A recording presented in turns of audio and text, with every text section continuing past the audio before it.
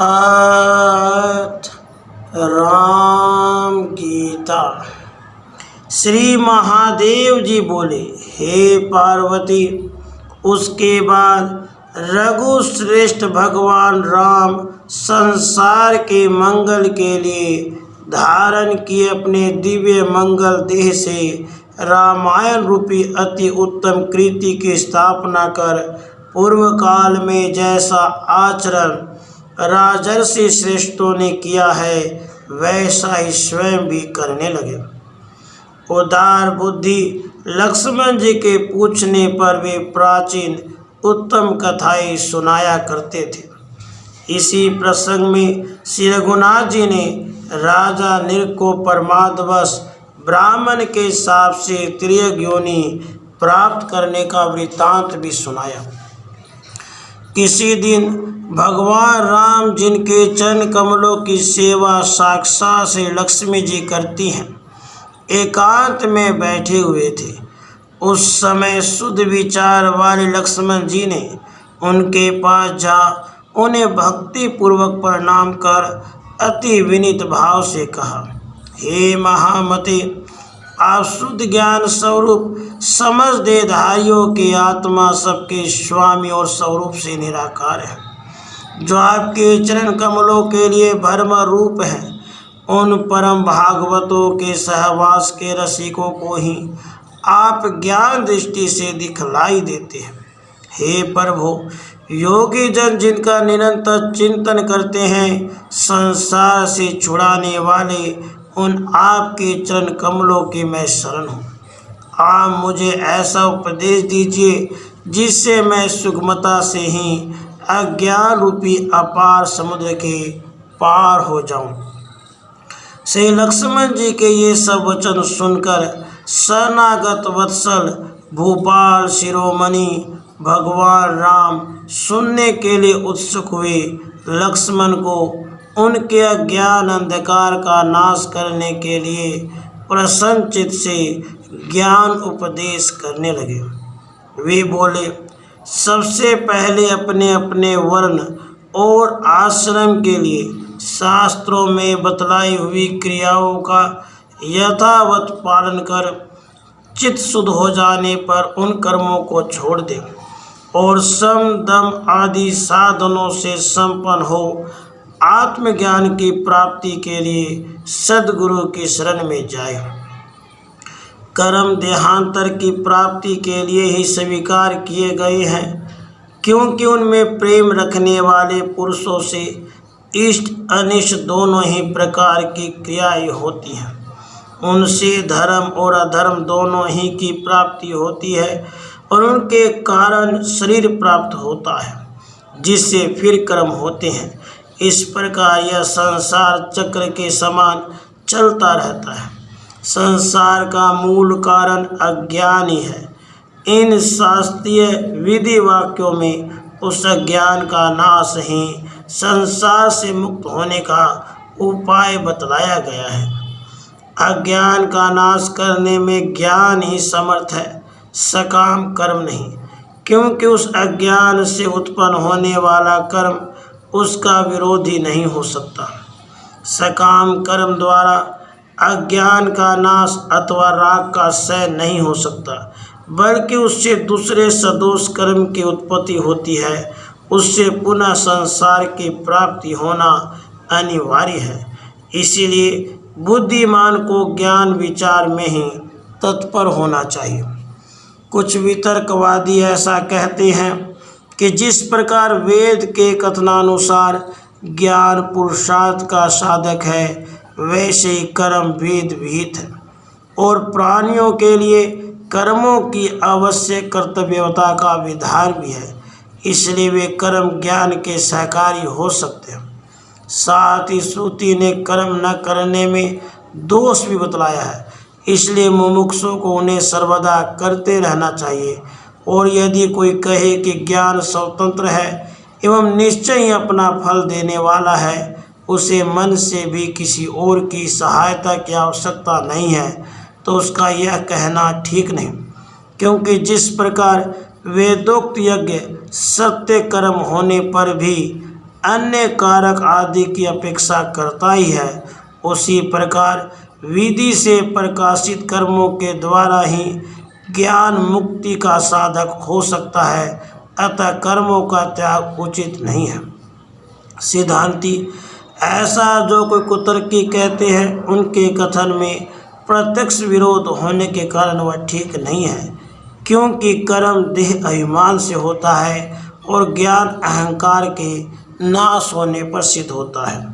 वेदांत वाक्यों का विचार करते करते विशुद्ध विज्ञान के प्रकाश से उद्भासित जो चरम आत्मवृत्ति होती है, उसी को विद्या अर्थात आत्मज्ञान कहते हैं। इसके अतिरिक्त कर्म संपूर्ण कारक आदि की सहायता से होता है, किंतु विद्या समस्त कारक आदि का अनित्व की भावना द्वारा नाश कर देती है।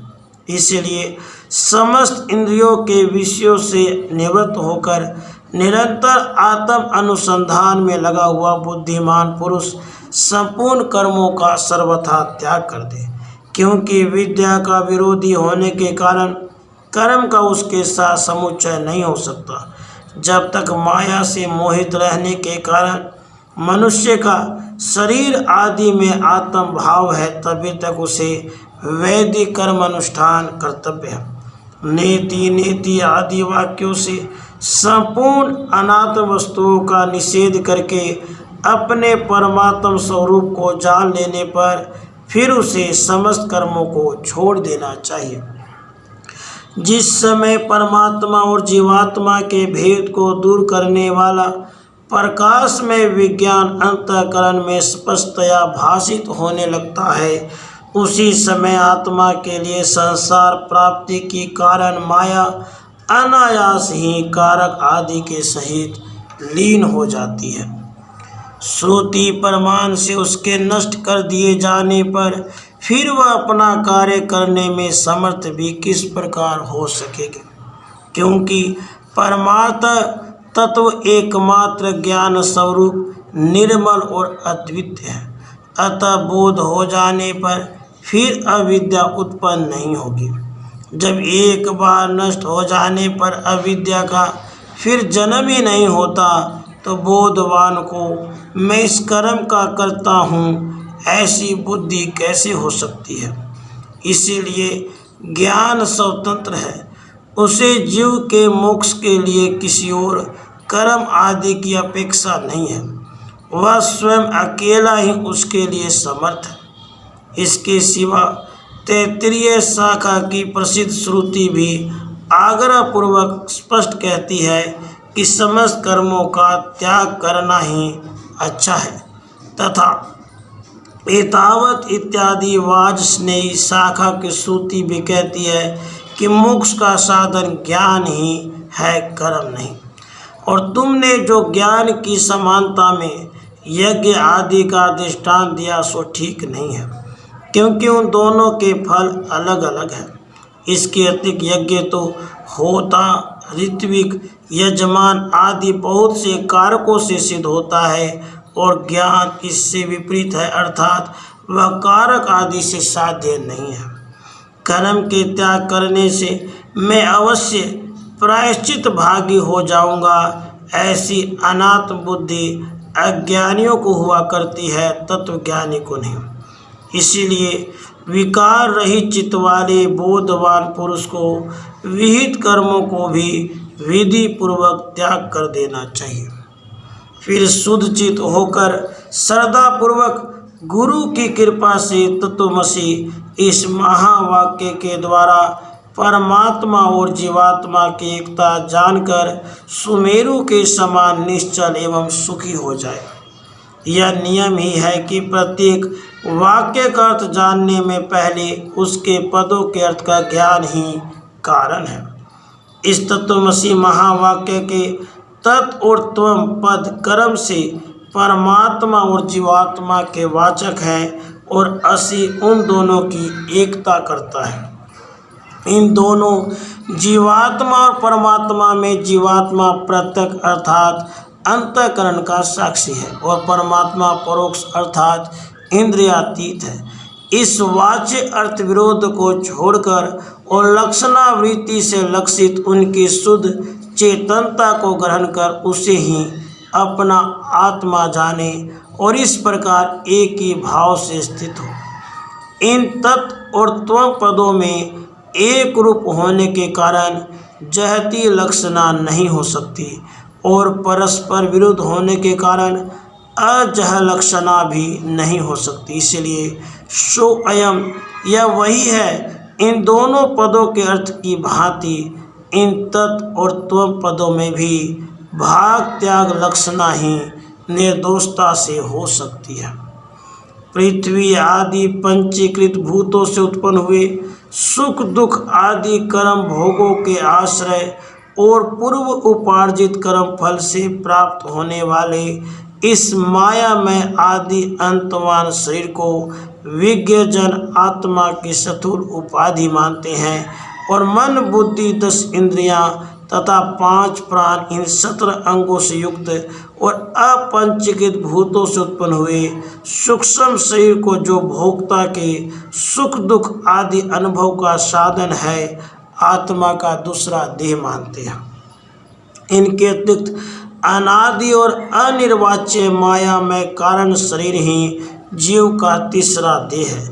इस प्रकार उपाधि भेद से सर्वथा पृथक स्थित अपने आत्म स्वरूप को क्रमशः उपाधियों का बाध करते हुए अपने हृदय में निश्चय करें। स्फटिक मणि के समान यह आत्मा भी अन्नमय आदि भिन्न भिन्न कोशों में उनके संग से उन्हीं के आकार का भासने लगता है, किंतु इसका भली प्रकार विचार करने से यह अद्वितीय होने के कारण असंग रूप और अजन्मा निश्चित होता है। त्रिगुणात्मिका बुद्धि की ही स्वप्न जागृत और सुषुप्ति भेद से 3 प्रकार की वृत्तियां दिखाई देती हैं, किंतु इन तीनों वृत्तियों में से प्रत्येक का एक दूसरी में व्यभिचार होने के कारण ये तीनों ही एकमात्र कल्याण स्वरूप नित्य परम ब्रह्म में मिथ्या है, अर्थात उसमें इन वृत्तियों का सर्वथा अभाव है। बुद्धि की वृत्ति ही देह इंद्रिय प्राण मन और चेतन आत्मा के संघात रूप से निरंतर परिवर्तित होती रहती है।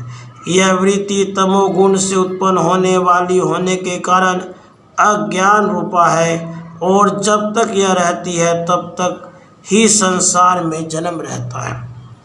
नीति नेति आदि श्रुति प्रमाण से निखिल संसार का बाध करके और हृदय में चिद घनामृत का आस्वादन करके संपूर्ण जगत को उसके सार रूप सत ब्रह्म को ग्रहण करके त्याग दे। जैसे नारियल के जल को पीकर मनुष्य उसे फेंक देते हैं। आत्मा न कभी मरता है न जन्मता है, वह न कभी क्षीण होता और न ही बढ़ता है। वह पुरातन संपूर्ण विशेषणों से रहित सुख स्वरूप स्वयं प्रकाश सर्वगत और अद्वितीय है। जो इस प्रकार ज्ञान में और सुख स्वरूप है उसमें यह दुखमय संसार की प्रतीति कैसे हो सकती है? यह तो अध्यास के कारण अज्ञान से ही दिखाई दे रहा है। ज्ञान तो यह एक क्षण में ही लीन हो जाता है, क्योंकि ज्ञान और अज्ञान का परस्पर विरोध है। भ्रम से जो अन्य में अन्य की प्रतीति होती है उसी को विद्वानों ने अध्यास कहा है। जिस प्रकार असर्प रूप रज्जु आदि में सर्प की प्रतीति होती है उसी प्रकार ईश्वर में संसार की प्रतीति हो रही है। जो विकल्प और माया से रहित है उस सब के कारण निरामय अद्वितीय और चित स्वरूप परमात्मा ब्रह्म में पहले इस अहंकार रूप अध्यास की ही कल्पना होती है। सबके साक्षी आत्मा में इच्छा अनिच्छा राग द्वेष और सुख दुख आदि रूप बुद्धि की वृत्तियाँ ही जन्म मरण रूप संसार के कारण है, क्योंकि सुषुप्ति में इनका भाव हो जाने पर हमें आत्मा का सुख रूप से भान होता है। अनादि अविद्या से उत्पन्न हुई बुद्धि में प्रतिबिंबित यह चेतन का प्रकाश ही जीव कहलाता है। बुद्धि के साक्षी रूप से आत्मा उससे पृथक है, वह परात्मा तो बुद्धि से अपरिचिन्न है। अग्नि से तपे हुए लोहे के समान सीधाभास साक्षी आत्मा तथा बुद्धि के एकत्र रहने से परस्पर अन्य अन्य अध्यास होने के कारण क्रमशः उनकी चेतनता और जड़ता प्रतीत होती है। अर्थात जिस प्रकार अग्नि से तपे हुए लोह पिंड में अग्नि और लोहे का तादाद में हो जाने से लोहे का आकार अग्नि में और अग्नि की उष्णता लोहे में दिखाई देने लगती है, उसी प्रकार बुद्धि और आत्मा का तादाद में हो जाने से आत्मा की चेतनता बुद्धि आदि में और बुद्धि आदि की जड़ता आत्मा में प्रतीत होने लगती है। इसलिए अध्यासवश बुद्धि से लेकर शरीर पर्यंत अनात्म वस्तुओं को ही आत्मा मानने लगते हैं। गुरु के समीप रहने से और वेद वाक्यों से आत्मज्ञान का अनुभव होने पर अपने हृदयस्थ उपाधि रहित आत्मा का साक्षात्कार करके आत्मा रूप से प्रतीत होने वाले देह आदि संपूर्ण जड़ पदार्थों का त्याग कर देना चाहिए।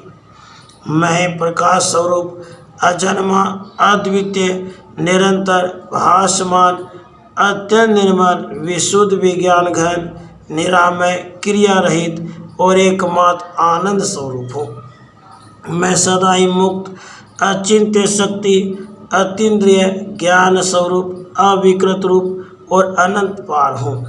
वेदवादी पंडितजन अहर्निश मेरा हृदय में चिंतन करते हैं। इस प्रकार सदा आत्मा का अखंड वृत्ति से चिंतन करने वाले पुरुष के अंतःकरण में उत्पन्न हुई विशुद्ध भावना तुरंत ही कारक आदि के सहित अविद्या का नाश कर देती है। जिस प्रकार नियमानुसार सेवन की हुई औषधि रोग को नष्ट कर डालती है। आत्मचिंतन करने वाले पुरुष को चाहिए कि एकांत देश में इंद्रियों को उनके विषयों से हटाकर और अंतःकरण को अपने अधीन करके बैठे और आत्मा में स्थित होकर किसी साधन का आश्रय न लेकर सुचित व केवल ज्ञान दृष्टि एक आत्मा का ही भावना करें। यह विश्व परमात्म स्वरूप है ऐसा समझकर इसे सबके कारण रूप आत्मा में लीन करें। इस प्रकार जो पूर्ण चिद आनंद स्वरूप से स्थित हो जाता है उसे बाह्य अथवा आंतरिक किसी वस्तु का ज्ञान नहीं रहता। समाधि प्राप्त होने के पहले ऐसा चिंतन करें, संपूर्ण चराचर जगत केवल ओमकार मात्र है। यह संसार वाच्य और ओमकार इसका वाचक है। अज्ञान के कारण ही इसकी प्रतीति होती है। ज्ञान होने पर इसका कुछ भी नहीं रहता। ओमकार में अ, उ और मा ये तीन वर्ण हैं। इनमें से अकार विश्व जागृत के विमानी का वाचक है, उकार तेजस स्वप्न का विमानी कहलाता है और मकार प्राज्ञ सुसुप्ति के विमानी को कहते हैं। यह व्यवस्था समाधि लाभ से पहले की है। तत्व दृष्टि से ऐसा कोई भेद नहीं है। नाना प्रकार से स्थित आकार विश्व पुरुष को उकार में लीन करे और ओमकार के द्वितीय वर्ण तेजस रूप उकार को उसके अंतिम वर्ण मकार में लीन करे। फिर कारण आत्मा प्राज्ञ रूप मकार को भी चिद्गन रूप परमात्मा में लीन करे और ऐसी भावना करे कि वह नित्य मुक्त विज्ञान स्वरूप उपाधि निर्मल पर ब्रह्म मैं ही हूँ। इस प्रकार निरंतर परमात्मा भावना करते करते जो आत्मानंद में मग्न हो गया है तथा जिसे संपूर्ण दृश्य प्रपंच विस्मृत हो गया है, वह नित्य आत्मानंद का अनुभव करने वाला जीवन मुक्त योगी निस्तरंग समुद्र के समान साक्षात मुक्त स्वरूप हो जाता है। इस प्रकार जो निरंतर समाधि योग का अभ्यास करता है, जिसके संपूर्ण इंद्रिय गोचर विषय निवृत्त हो गए हैं तथा जिसने काम क्रोध आदि संपूर्ण शत्रुओं को परास्त कर दिया है, उस छहों इंद्रियों मन और पांचों इंद्रियों को जीतने वाले महात्मा को मेरा निरंतर साक्षात्कार होता है। इस प्रकार अहर्निश आत्मा का ही चिंतन करता हुआ मुनि सर्वदा समस्त बंधनों से मुक्त होकर रहे तथा कर्ता भोक्तापन के ईमान को छोड़कर प्रारब्ध फल भोगता रहे इससे वह अंत में साक्षात मुझ में ही लीन हो जाता है। संसार को आदि, अंत और मध्य में सब प्रकार भय और शोक का ही कारण जानकर समस्त वेद विहित कर्मों को त्याग दे तथा संपूर्ण प्राणियों के अंतर आत्मा रूप अपने आत्मा का भजन करे। जिस प्रकार समुद्र में जल, दूध में दूध, महाकाश में घटाकाश आदि और वायु में वायु मिलकर एक हो जाते, उसी प्रकार इस संपूर्ण प्रपंच को अपने आत्मा के साथ अभिन्न रूप से चिंतन करने से जीव मुझ परमात्मा के साथ अभिन्न भाव से स्थित हो जाता है। यह जो जगत है वह श्रुति, युक्ति और प्रमाण से बाधित होने के कारण चंद्रभेद और दिशाओं में होने वाले दिग्भ्रम के समान मिथ्या ही है। ऐसी भावना करता हुआ लोक व्यवहार में स्थित मुनि से देखे, जब तक सारा संसार मेरा ही रूप दिखाई न दे तब तक निरंतर मेरी आराधना करता रहे। जो श्रद्धालु और उत्कट भक्त होता है उसे अपने हृदय में सर्वदा मेरा ही साक्षात्कार होता है। हे प्रिय, संपूर्ण श्रुतियों के सार रूप इस गुप्त रहस्य को मैंने निश्चय करके तुमसे कहा है। जो बुद्धिमान इसका मनन करेगा वह तत्काल समस्त पापों से मुक्त हो जाएगा। भाई, यह जो कुछ जगत दिखाई देता है यह सब माया है। इसे अपने चित्त से निकाल कर मेरी भावना से शुद्ध चित्त और सुखी होकर आनंदपूर्ण और क्लेश शून्य हो जाओ। जो पुरुष अपने चित्त से मुझ गुणातीत निर्गुण का अथवा कभी कभी मेरे सगुण स्वरूप का भी सेवन करता है वह मेरा ही रूप है। वह अपनी चरण रज के स्पर्श से सूर्य के समान संपूर्ण त्रिलोकी को पवित्र कर देता है। यह द्वितीय ज्ञान समस्त श्रुतियों का एकमात्र सार है। इसे वेदांत वेद्य भगवत पाद मैंने ही कहा है। जो गुरु भक्ति संपन्न पुरुष इसका श्रद्धापूर्वक पाठ करेगा उसकी यदि मेरी वचनों में प्रीति होगी तो मेरा ही रूप बन जाएगा। राधे कृष्ण राधे।